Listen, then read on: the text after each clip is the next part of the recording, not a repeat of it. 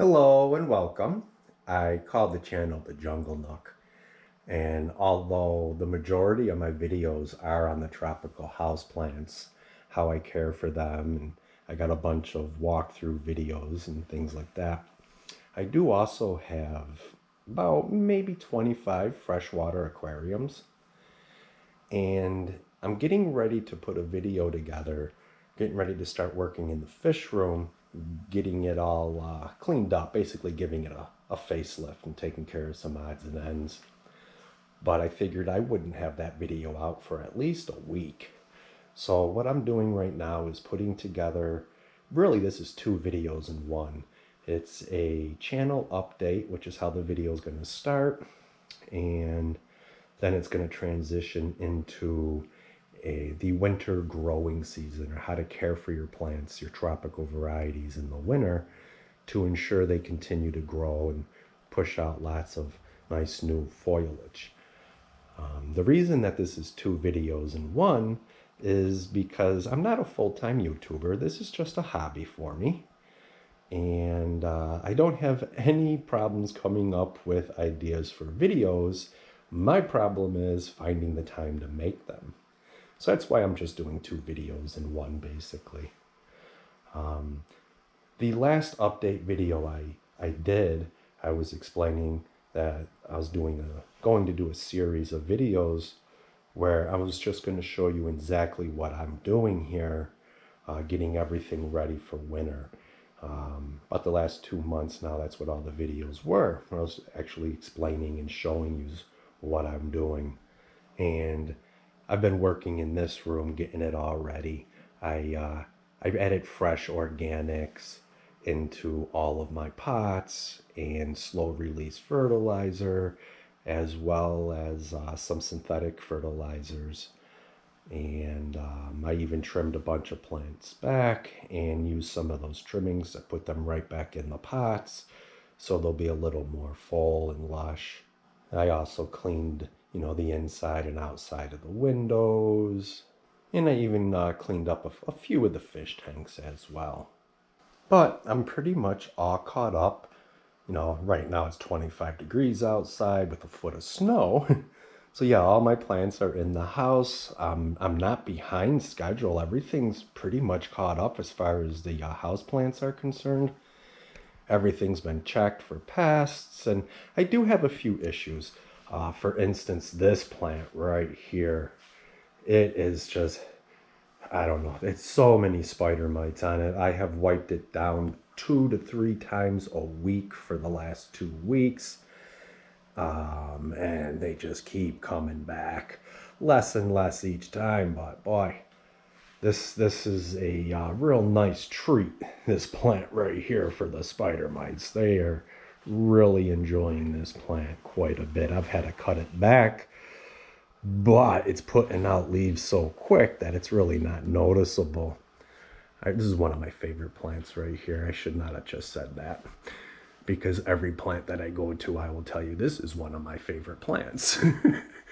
But yeah, spider mites on this guy right here is like my biggest issue in the house right now. That and fungus gnats. I quite a few fungus gnats. I think they might be coming out of this pot primarily. This is a 270-gallon pond liner that you would normally have outside. I filled it with a multi-layered substrate, and eventually this will be a really beautiful garden right in the house. I got this tank all cleaned up too while I was working in here. I think it was 2 different videos just in this room alone. Cleaned this tank up real good. I trimmed it. I was going to add an African leaf fish. Look at these guys. This guy is just beautiful. This isn't the right camera to show him, but this guy is just beautiful. I love this guy right here. A crebensis cichlid. This is the male. Don't know if it's really going to show up or not. It'd be nice if he came out.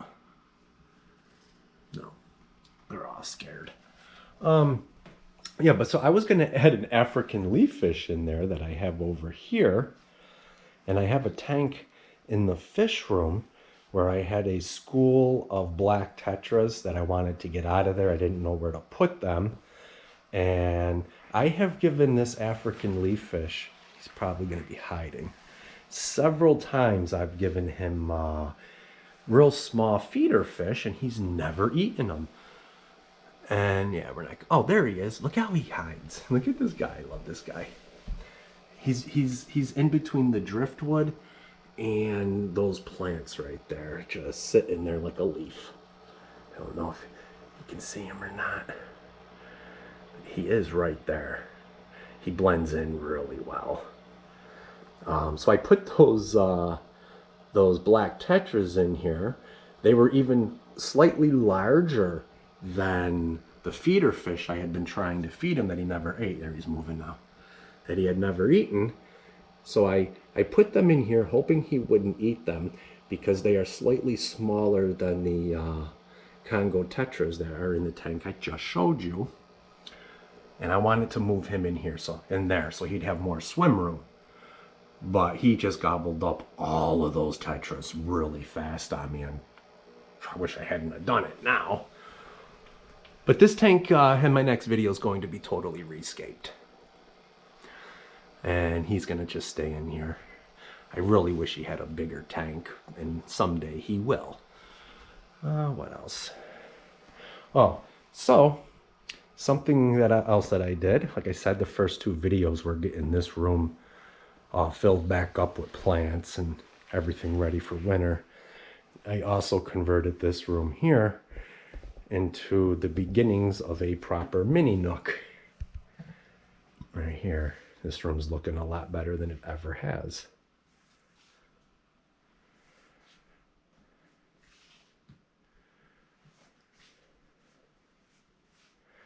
A lot more work that needs to be done in here, but I'm happy that it's presentable. This room was just full of all kinds of clutter. Yeah.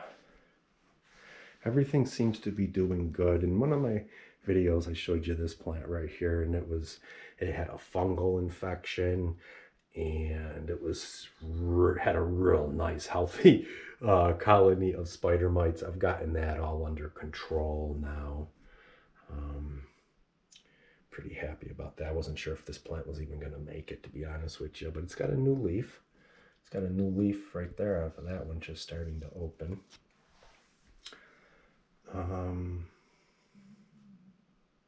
But yeah, everything's looking pretty good.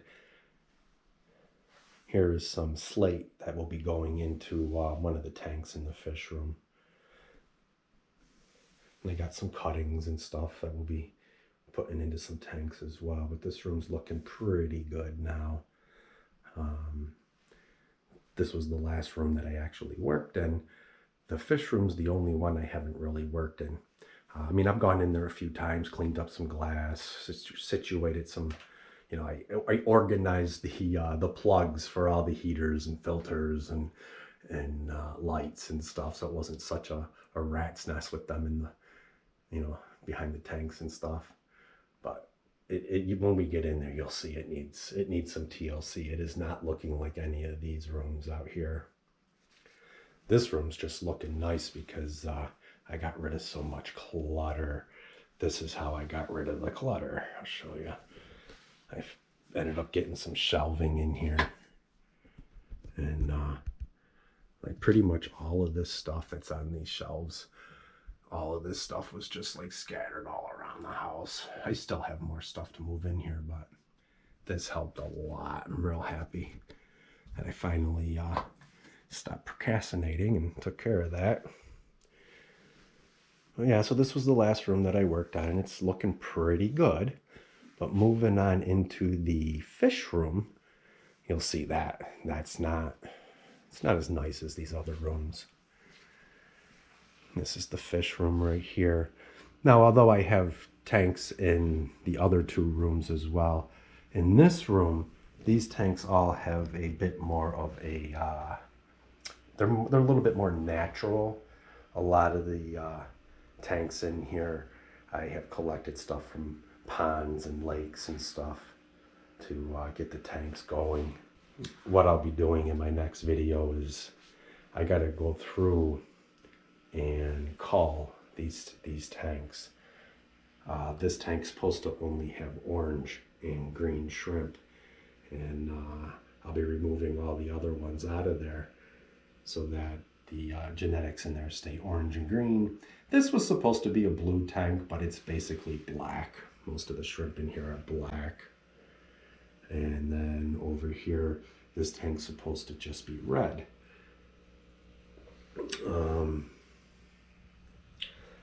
I'll be removing these what are the Anubis down here. My water's really hard. I have really hard well water, and my Anubis does not do very well.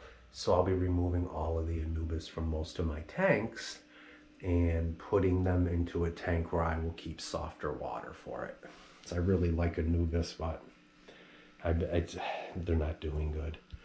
This rack right here is my father fish inspired rack, because I did collect stuff out of ponds, rivers, lakes, streams for these tanks. I will have some really cool shots in the next video of the life forms that are in these tanks. I got about 3 hours of video, a whole bunch of clips, but those 3 hours of video, I gotta really go through them. I'll probably only get about 10 minutes of some really cool stuff to show you. There's all kinds of aquatic life in here that you normally wouldn't see in a fish tank in someone's house. Yeah, these two, which have a lot of the same life forms in it. This tank right here is just loaded with copepods and scuds. These tanks have all kinds of stuff. I can't even tell you what's in them. You'll see in those clips in the next video. Boy, I don't even know what they are. I've tried looking stuff up. I have no idea. But all of this needs to get cleaned up too. This tank has a leak in it. I'm going to be reusing everything that's in this tank, moving the fish to another tank, reusing the driftwood, the rocks. I'm going to save the substrate. There's a lot of good stuff in there. This tank's got a lot of scuds in it. This tank, you never see nothing in it, because this tank has a fish, has a beta. He did have a school of neon tetras, the real small ones. I think 7 or 9, I don't remember. That's usually how I stock my tanks, 7, 9, 12, like that. But he slowly ate all of them, which I guess is fine. They were part of the food web. And this tank right here, I'm going to need to clean that. I'm going to clean this tank out and remove all of this stuff up here and put it over there and just get that tank ready so I can eventually do something with it. And look at this in this tank. This is one of my favorite tanks. Look at the algae that's growing off of the driftwood. Here, let me turn the light off. Maybe that will help. That didn't do much. Here.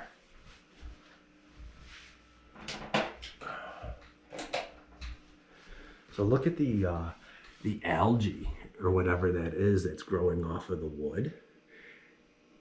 Right there, the driftwood, as well as off of the slate. There's actually slate underneath all of that algae. And I'm going to be putting some slate down here in that video as well. So I want the same thing to happen. I'm going to keep all the plants, not going to disturb anything. But I'm going to put that driftwood in the tank with the leak down here and some slate. So that's basically what's happening. Oh, this is the tank that had the black tetras that all got eaten up on me. Well, I removed them because I want to have this be a Skittles tank. Oh, there's one last black tetra that I could not catch. I am surprised he's even out.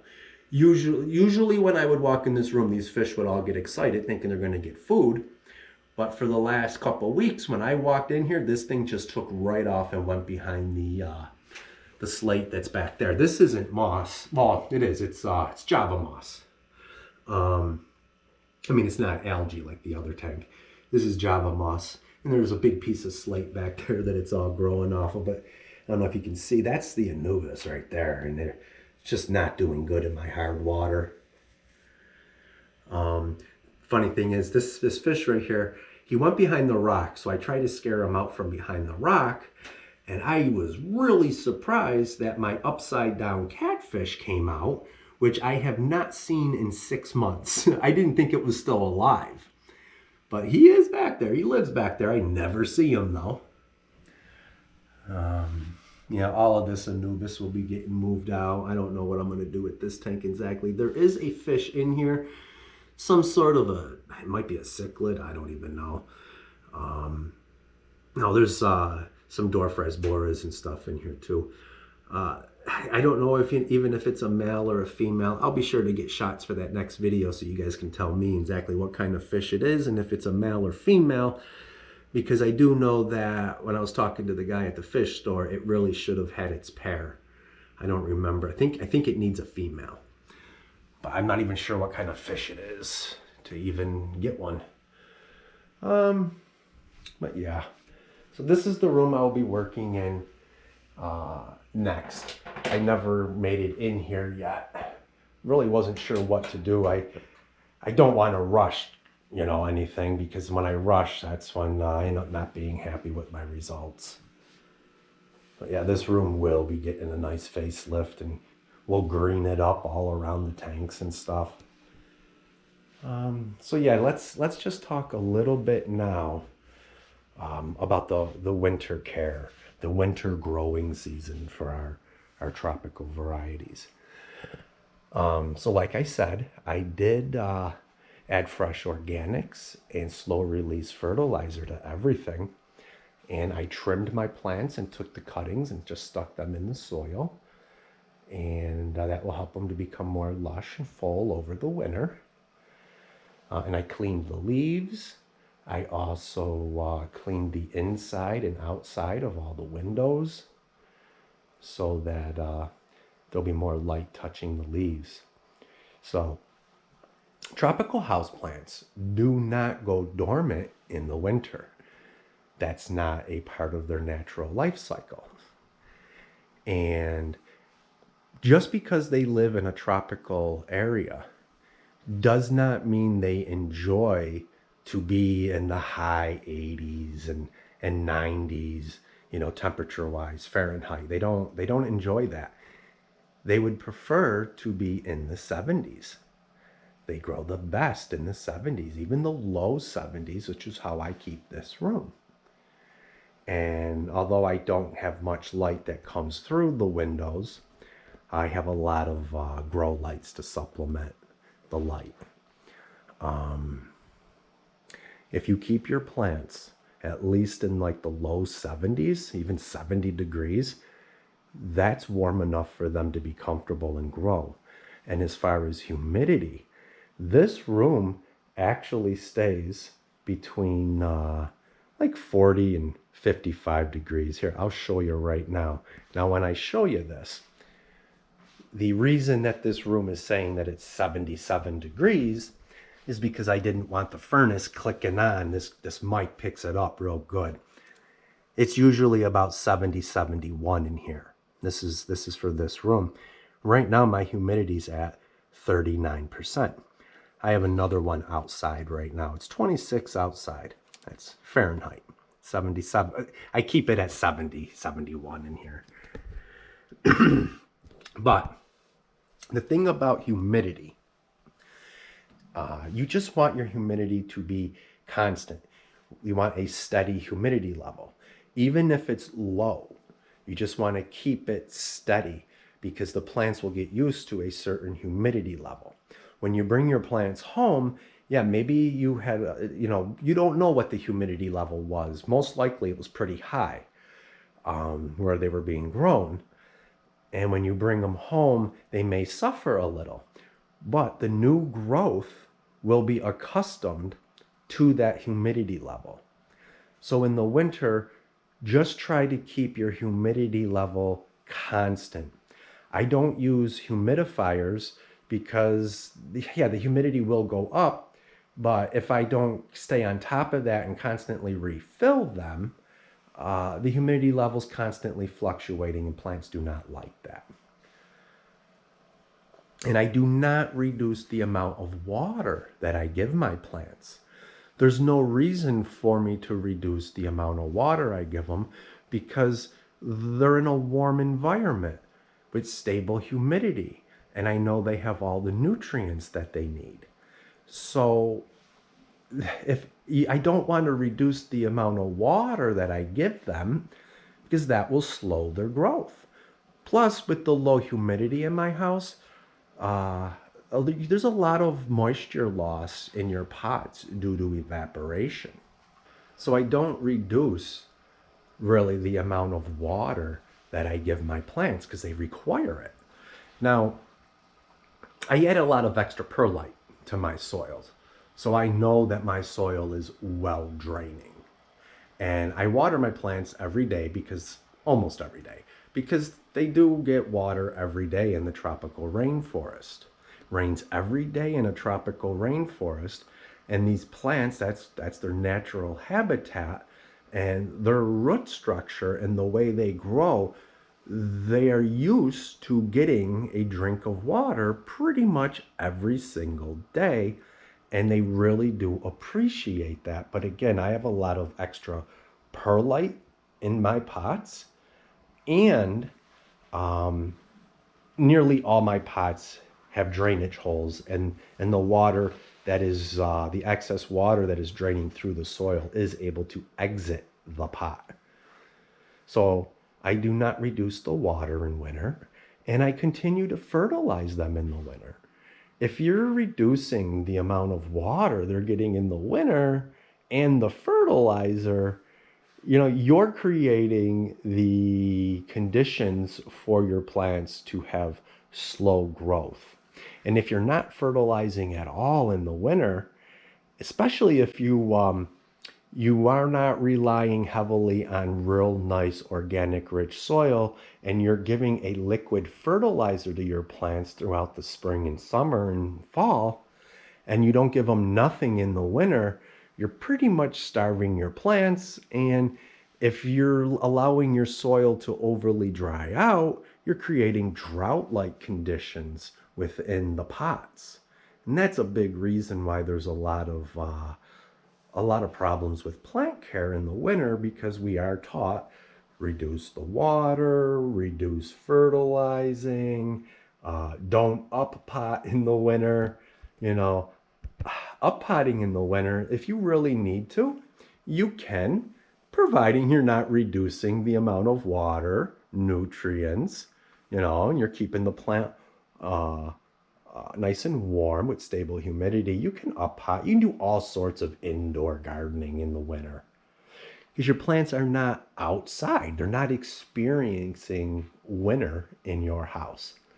You may be getting less hours of natural light, but if you have adequate light and adequate nutrients, the plant will be able to engage in photosynthesis. Without nutrients, especially nitrogen, your plants are not going to be able to engage in photosynthesis.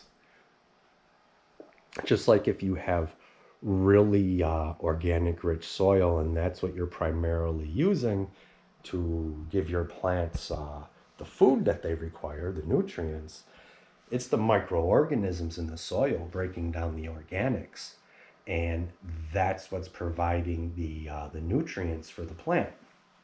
And if you're reducing the water and allowing your soil to overly dry out, your soil's not going to be breaking down quick enough to provide the nutrients that the plants want and need.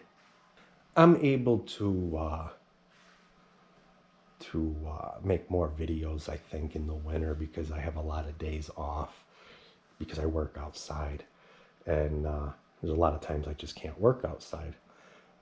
So I'm able to put together a few more videos now and again in the winter. And now that these rooms are looking real nice like this, I'll be able to do more videos like this where I just talk about plant care. I'm probably going to go to some of my older videos and rewatch them and pretty much remake those videos where I'm discussing plant care. And I'll be able to do it probably a lot. The videos will be shorter, more to the point. 'Cause I'm getting a little more experienced with all this stuff here on YouTube and the editing and things like that. Well, stay tuned for future videos. Like I said, we'll be going into that fish room and working in there next. If you like the channel, please hit the like button. If you haven't subscribed already and you like what you see, hit the subscribe button, share, all that stuff helps a lot. Everybody have a great day. Bye-bye.